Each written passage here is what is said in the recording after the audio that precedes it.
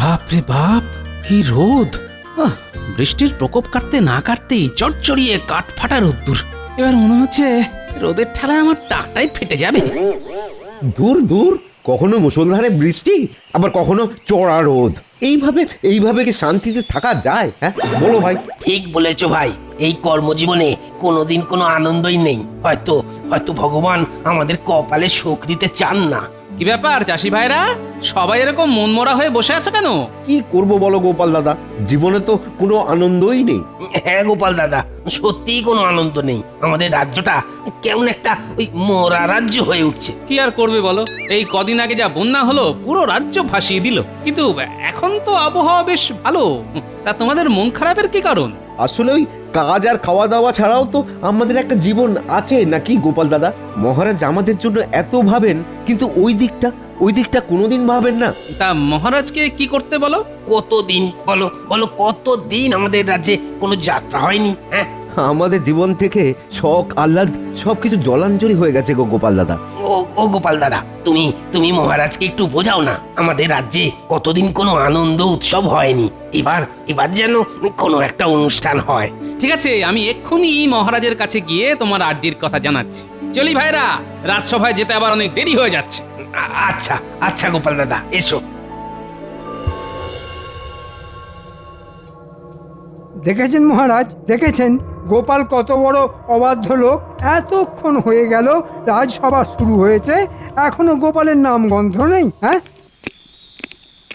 এই তো চলে এসেছে গোপাল, এসো এসো। কি গোপাল, আজও রাজসভায় দেরি হলো কেন? এবার নিশ্চয়ই কোনো একটা গুলগপ্প দেবে। আর বলবেন না মহারাজ, রাজসভায় আসার পথে হঠাৎ চাষি ভাইদের সাথে দেখা। হ্যাঁ, দেখা হলো তো কি হলো? গল্প করতে শুরু করে দিলে? না না মহারাজ, কল্পনা, আমি ওদের কষ্টের কথা শুনছিলাম আর কি। ও, তা কি কষ্ট ওদের? হ্যাঁ গোপাল, বলো বলো বলো, কি কষ্ট আমাদের ওই চাষি ভাইদের? কোনো শরীর খারাপ বা ওই রোগ ভোগ হলো নাকি? এখন তো পরিবেশ ভালোই আছে, তো চাষাবাদের আবার কি সমস্যা দেখা দিল? সব ভালো আছে মহারাজ, কিন্তু কিন্তু ওদের মন ভালো নেই, এটাই ওদের সমস্যা মহারাজ। ও আচ্ছা, এই ব্যাপার। তা কি করতে হবে বলো? মানে ওদের মন ভালো করার জন্যে? আমাদের রাজ্যে ওই যাত্রাপালা করতে হবে মহারাজ। হ্যাঁ, যাত্রাপালা? ওরে বাবা, সে তো অনেক খরচ সাপেক্ষ ব্যাপার। কদিন আগেই তো বন্যা হয়ে গেল, আর তাতেই তো রাজকোষ প্রায় অর্ধেক খালি। এখন আনন্দ উৎসব, যাত্রা এইসব করতে গেলে তো রাজকোষ তো পুরোটা ফাঁকাই হয়ে যাবে। হ্যাঁ মহারাজ, আমি একদম আপনার সাথে সহমত। এসব বিলাসিতা ফুর্তির কোনো দরকার নেই। আপনি চুপ থাকুন।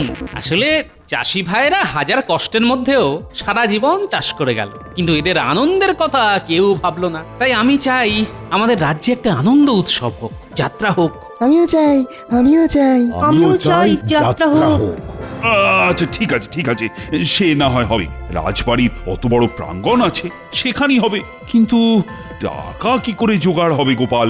মানে রাজকোষের হাল তো বেহাল। মহারাজ, আমার মাথায় একটা দারুণ পরিকল্পনা আছে। তাতে আপনার রাজকোষ থেকে একটা কানাকড়িও খরচা হবে না মহারাজ। কি পরিকল্পনা গোপাল? মহারাজ, আমরা আমরা সকল রাজসভাসদগণ কোনো না কোনো কাজে বিশেষভাবে পারদর্শী। তা আমরা সবাই যদি নিজেদের প্রতিভা প্রদর্শন করে টাকা নিয়ে আসি। বাহ বাহ বাহ বাহ, এ তো দারুণ প্রস্তাব।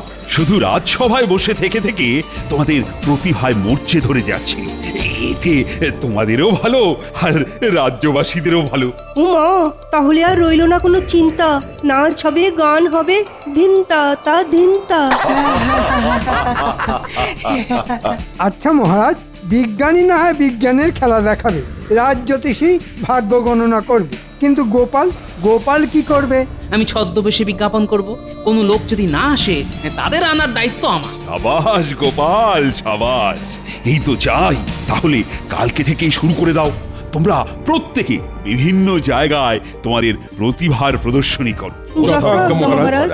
সবই তো বুঝলাম, এখন শুধু দেখার মন্ত্রীমশাই কি করে যাত্রার জন্য টাকা আনে। সেসব নিয়ে কোনো চিন্তা করতে হবে না তোমাকে গোপাল। আমি আমার প্রতিভা দেখিয়ে এত টাকা আনবো যে তাক লাগিয়ে দেব। ঠিক আছে, তার সময়ই কথা বলবে।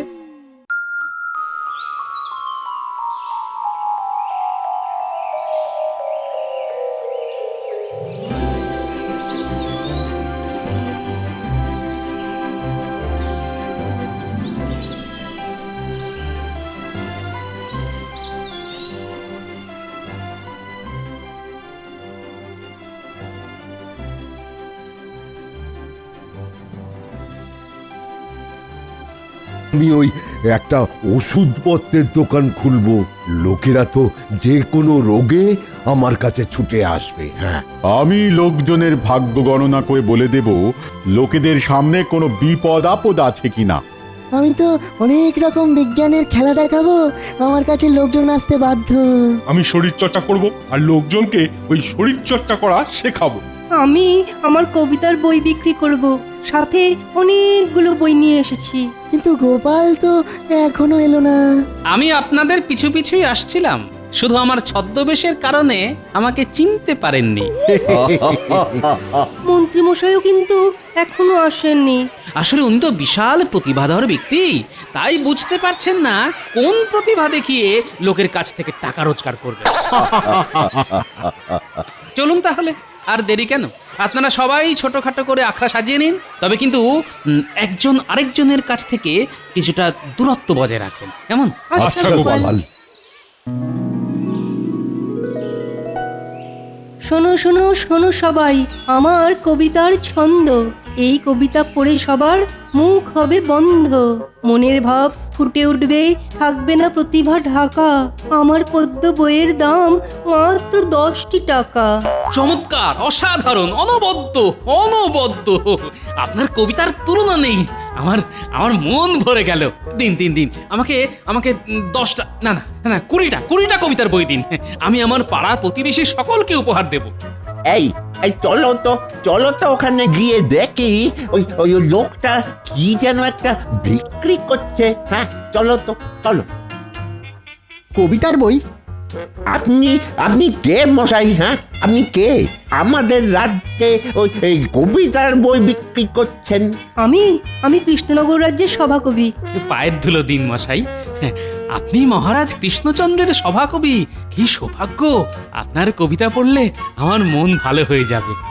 এই নাও, তাহলে তোমার 20টা বইয়ের দাম হলো 200 টাকা। ধন্যবাদ ধন্যবাদ।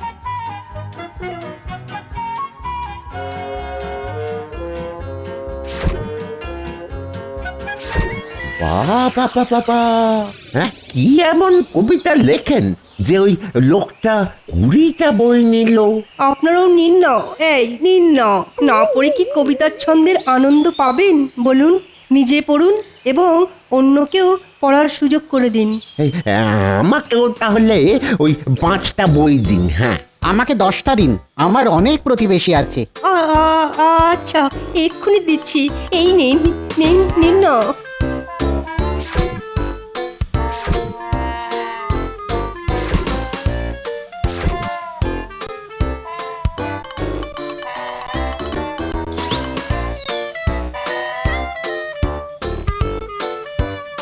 এই নাও সভাকবি, তোমার বই, আর আমার 200 টাকা ফেরত দাও। গোপাল, তোমার কি বুদ্ধি গো! শুধু বিজ্ঞাপন করে আমার 15টা বই মুহূর্তের মধ্যে বিক্রি হয়ে গেল। এই নাও তোমার দেওয়া 200 টাকা। আমি এখন চললাম, যাই ওদিকে ওদেরটা দেখে আসি। আপনি আপনার বই বিক্রি চালিয়ে যান।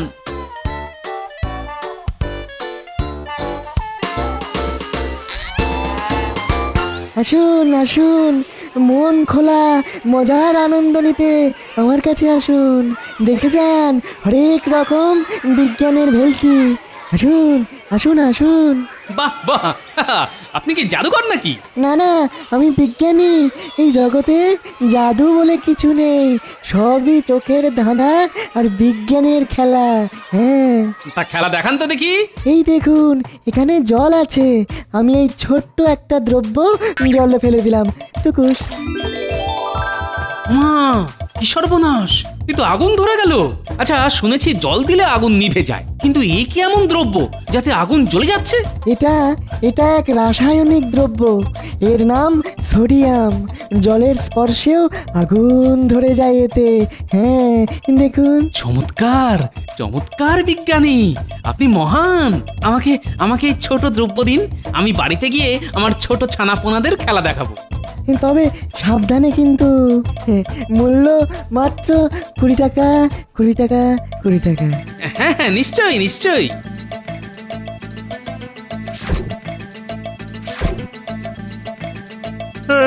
আমিও নেব। ধীরে ধীরে আসুন, সবাই পাবেন মাত্র 20 টাকা, 20 টাকা, 20 টাকা। 20 টাকার বিনিময়ে জলে আগুন ধরান, দেখে যান, শিখে যান বিজ্ঞানের খেলা। আসুন আসুন আসুন। এই আজকে সবার কেমন রোজগার হলো? উফ, কি বুদ্ধি না বের করেছো গোপাল, হ্যাঁ? বিজ্ঞাপন, উফ, তোমার এই কেরামতিতে আজকে আমি যে টাকার ওষুধ বিক্রি করেছি তা আমার ওই 1 মাসের বেতনের চেয়েও অনেক বেশি। আমিও অনেক টাকা জোগাড় করেছি গোপাল। গোপাল, তোমার কোনো তুলনা নেই। আমি তো স্বপ্নেও ভাবতে পারিনি এত টাকা একসাথে নিজের চোখে দেখবো। কিন্তু সব টাকাই যে যাত্রাপালা অনুষ্ঠান করতে কাজে লাগবে। তাতে কি আছে গোপাল? প্রজারা আমাদের জন্য এত কিছু করে আর আমরা প্রজাদের জন্য এইটুকু করতে পারবো না? হ্যাঁ, এবার নিশ্চয়ই চাষি ভাইদের মুখে হাসি দেখতে পাবো।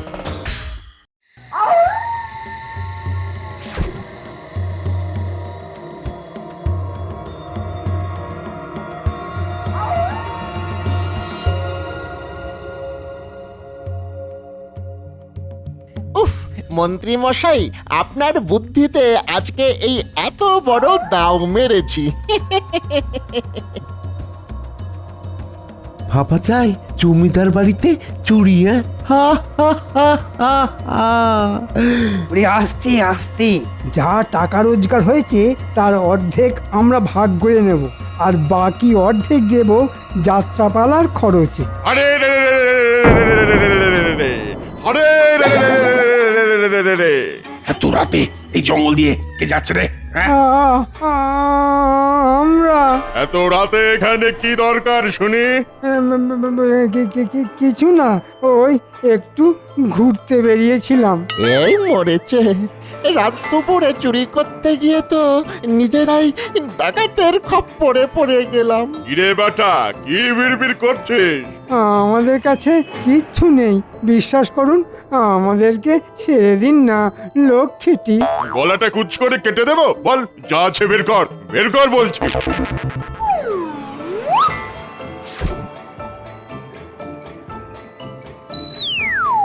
ধুর ধুর, সব খাটুনি মাটি হয়ে গেল। বেশ সাব্বাস, এ তো অনেক গয়না। হ্যাঁ? এ কোথা থেকে পেলি? হ্যাঁ, আসলে ওই ইয়ে মানে ওই জমিদারের বাড়ি থেকে। ওরে হতভাগা, তোর মুখে কি কিছুই আটকায় না বলে দিলি? আমরা সব নির্দোষ, বিশ্বাস করুন।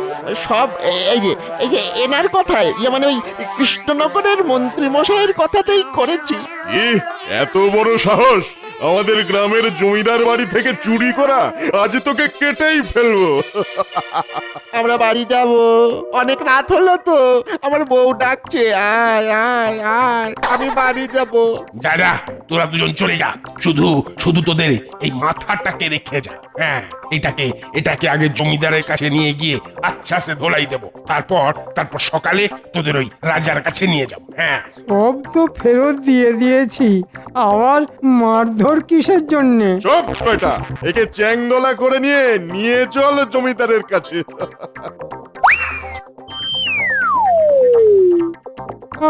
আমাকে ছেড়ে দাও বলছি, আমাকে ছেড়ে দাও। খুব খুব খারাপ হয়ে যাচ্ছে, কিন্তু খুব খারাপ হয়ে যাচ্ছে।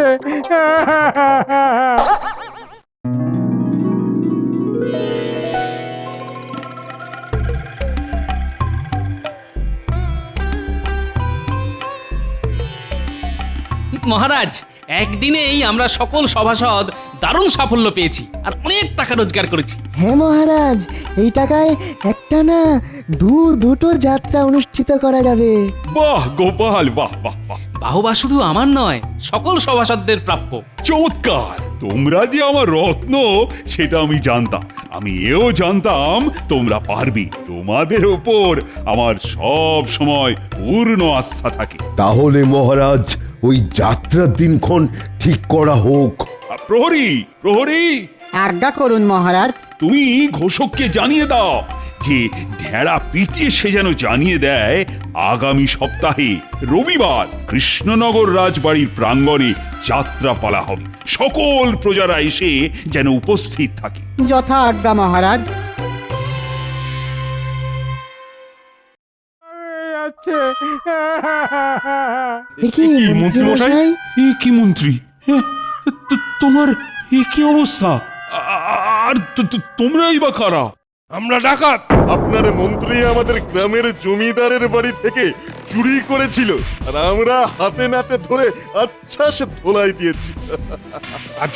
আজকে আপনার হাতে ওনাকে সমর্পণ করলাম, কিন্তু ফের যদি দেখি ওনাকে প্রাণে বাঁচিয়ে রাখবো না, এই বলে দিলাম। হ্যাঁ,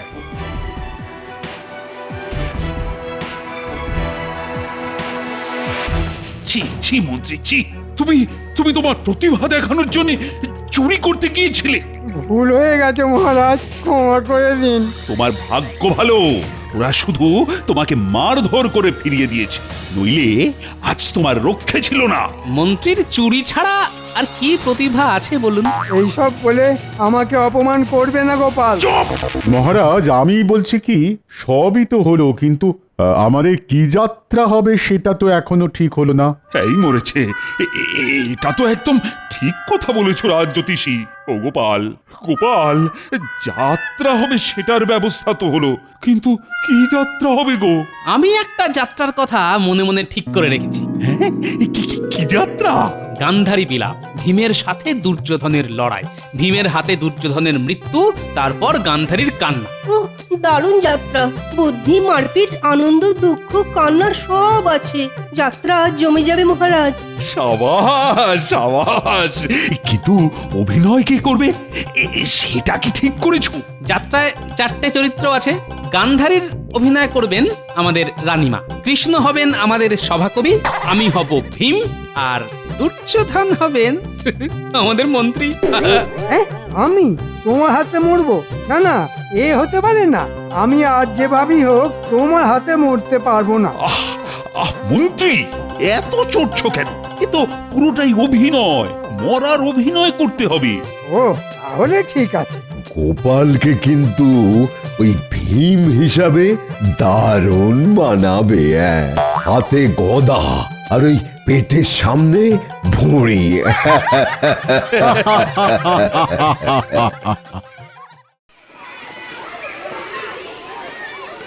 সত্যি গোপাল দাদার কোনো তুলনাই হয় না। ঠিক বলেছ ভাই, আমাদের মরা রাজ্যে গোপাল দাদার উদ্যোগে আবার আনন্দ উৎসব হচ্ছে, যাত্রা হচ্ছে। কি সবাই প্রস্তুত তো? হ্যাঁ মহারাজ, প্রস্তুত। এখন শুরু হতে চলেছে আজকের যাত্রাপালা, গান্ধারীর বিলাপ। ওরে দুর্যোধন, আজ আমি তোকে বধিব, তোকে করিব ভূমিষ্ঠ। অত সোজা নয় ভীম, আমার গায়ে অনেক জোর, মারতে হবে কষ্ট। সে যতই শক্তিশালী হোস না তুই, এই গোদা দিয়ে বধিব আমি তোকে। তোমাকে আমি মারবো ভীম, আর হাততালি দেবে লোকে।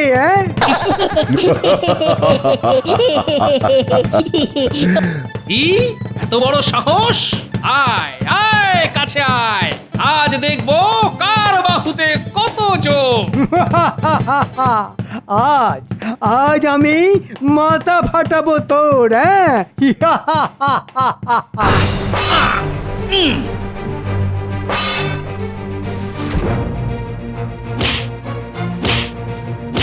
আমার গায়ে যতই মারো কিছুই হবে না তাতে। আমার গায়ে লোহার শক্তি, মায়ের আশীর্বাদ সাথে। ভীম, তুমি দুর্যোধনের উড়ুতে আঘাত করো, নইলে দুর্যোধন মরবে না। যথা আজ্ঞা প্রভু কৃষ্ণ। মা, মা, আমি চললাম মা। আজ দুর্যোধনকে বিনাশ করেছি আমি, বিনাশ। দুর্যোধন কোথায়, কোথায় আমার দুর্যোধন? দুর্যোধন রণে বনে আকাশে বাতাসে, কোথায় আমার দুর্যোধন? দুর্যোধন, আমি দুর্যোধনকে বিনাশ করেছি, ধর্মের স্বার্থে অধর্মের পূজারীকে বিনাশ করেছি। না না না, এ কিছুতেই হতে পারে না, হতে পারে না। দুর্যোধন! টুকি, এই তো রানীমা, আমি এখানে, আমি বেঁচে আছি। এ কি করছেন মন্ত্রী মশাই? শুয়ে পড়ুন, শুয়ে পড়ুন। আপনি মরার অভিনয় করুন। ধুর ছাই, নিকুচি করেছে মরে যেতে। আমি তোমার হাতে মরবো না। দূর দূর, এত ভালো যাত্রাপালা আর মন্ত্রী এসে সব শেষে ঘেটে দিল। তাহলে আর হাঁ করে দেখছো কি? মারো, মন্ত্রীকে মারো। উ উ ওরে বাবা রে, লাগছে লাগছে, আমাকে মারছো কেন? ওরে বাবা রে। তোমরা শান্ত হও, ওরে ছেড়ে শান্ত দে, হও। ছেড়ে দে রে বাবা, কি ছেড়ে দে। মুশকিল? লাগছে তো নাকি? না গোপাল দাদা না, এত খাটুনি করে যাত্রা করলে আর শেষে এসে কিনা ওই মন্ত্রী মশাই সব ঘেটে দিল। আজ আমরা ওই মন্ত্রীকে আর ছাড়বো না, ছাড়বো না, কিছুতেই না। বাঁচাও বাঁচাও! দাঁড়ান দাঁড়ান বলছি, দাঁড়ান। আজ আর কেউ আপনাকে বাঁচাতে পারবে না। তোমরা দাঁড়ান বলছি, দাঁড়ান। তোমরা থামো, থামো বলছি। কি মুশকিল রে বাবা, কেউ কথা শোনে না। থামো, থামো।